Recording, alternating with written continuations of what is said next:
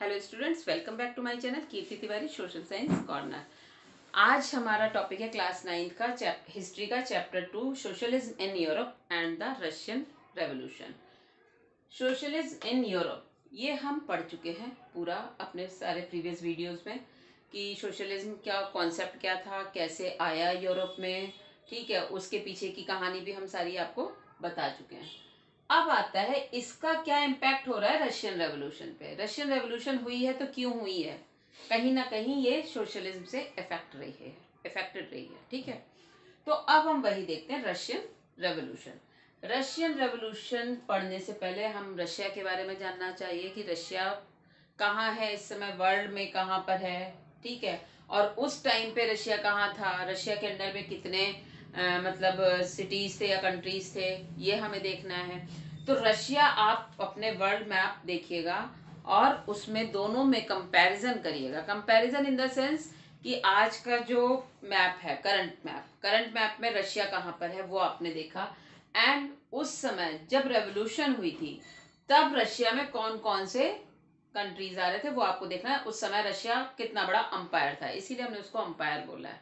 ठीक है, हमने मतलब हिस्ट्री में उसको अंपायर कहा गया है। ठीक है, तो अब क्या होता है, रशिया में क्या हो रहा था, क्या चल रहा था, ये थोड़ा सा हम देख लेते हैं। उस टाइम पे रशिया में क्या था, मोनार्की थी।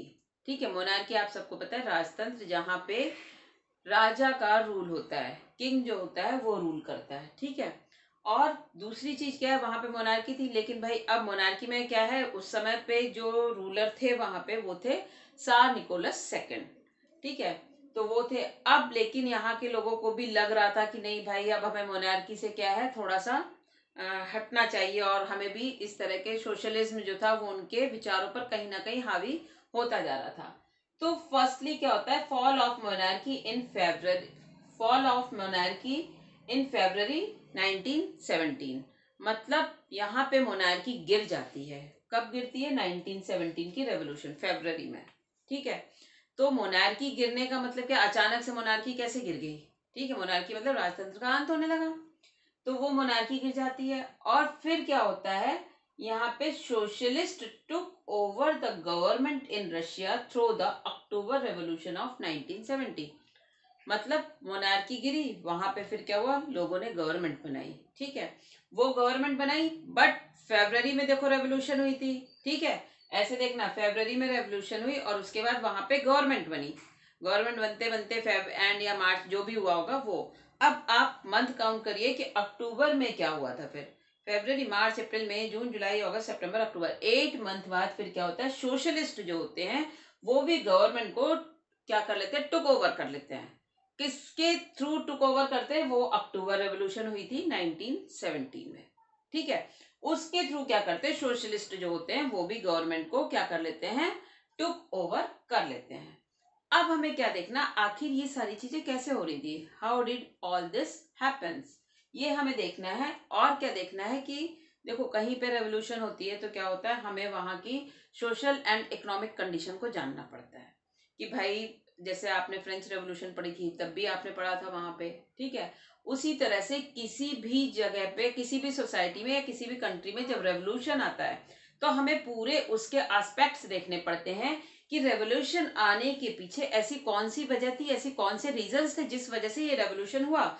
वहां की कंडीशंस कैसी थी सॉरी, इकोनॉमिक कंडीशन कैसी थी, सोशियो कंडीशन कैसी थी, पॉलिटिकल कैसी थी, ये सब हमें जानना पड़ता है।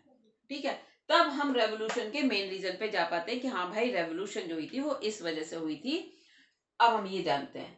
अब उसी समय हम देखेंगे कि रशियन अंपायर, पहले हम रशिया की सोशल एंड इकोनॉमिक कंडीशन जानने से पहले रशियन अंपायर देख लेते हैं कि 1914 में रशियन अंपायर कैसा था। अंपायर, अंपायर का मतलब पता है ना आपको कि क्या होता है, पूरा एक साम्राज्य। उस रशिया के अंदर में बहुत सारे स्टेट्स आ रहे थे। ठीक है, वो सारे स्टेट्स आ रहे थे तो इसलिए उसको अंपायर, वो बहुत बड़ा था। आज का जो आप रशिया देखोगे उसके कंपैरेटिवली वो काफी बड़ा था उस टाइम पे। ठीक है, तो अब यहाँ पे वही पता है कि आपको एम्परर कौन था, सार निकोलस सेकंड। अब इसमें क्या हुआ, यहाँ पे इट्स अंपायर, मतलब यहाँ पे जो कौन कौन सी प्रेजेंट डे की जो है कंट्रीज उनके नाम मैं बता रही हूँ कि ये उस टाइम पे थे, जो प्रेजेंट डे में इनके नाम ये हैं, उस टाइम पे ये रशिया के अंपायर में आते थे, राइट। तो इसमें आपको क्या देखना है, प्रेजेंट डे में कौन कौन सी है, फिनलैंड है, लाटविया है, लिथुआनिया है, एस्टोनिया है, parts of Poland, Ukraine, Belarus, Georgia, Armenia and Azerbaijan. ठीक है, ये सारी कंट्रीज जो आज के टाइम की हैं, अब ये आपको अपने वर्ल्ड के मैप में इनको लोकेट कर लेना है। ठीक है, आप प्रैक्टिस करोगे मैप की, जब आपको पता होगा कि अच्छा बेलारूस यहाँ पे था, या अजरबैजान जो है वो साउथ एशिया के पास ही में मिलता है, दिखता है। ठीक है, तो आप क्या कर लोगे, आप इजी वे में, अगर आपसे उस टाइम के, क्योंकि मैप के क्वेश्चंस आते हैं और वो क्या है, उसमें ना लिखना है ना कुछ, केवल आपको लोकेशन मैप करनी होती है, जो पूछा गया वो आपको लोकेट करना होता है वहां पे।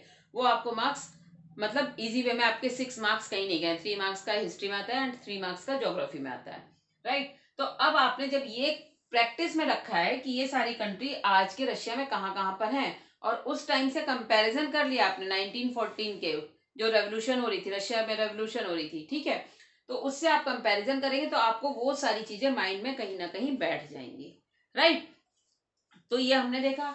अब इसके बाद एक चीज हम और देख रहे हैं, वो क्या देख रहे हैं, majority religion was Russian Orthodox Christianity, umpire also included Catholics, Protestants, Muslims and Buddhist. इसका क्या मतलब है कि यहाँ पे भी क्या था, रिलीजन को टॉलरेट करने की कैपेबिलिटी थी, या वो लोग करते थे, यहाँ की government, government in the sense monarchy थी, ठीक है।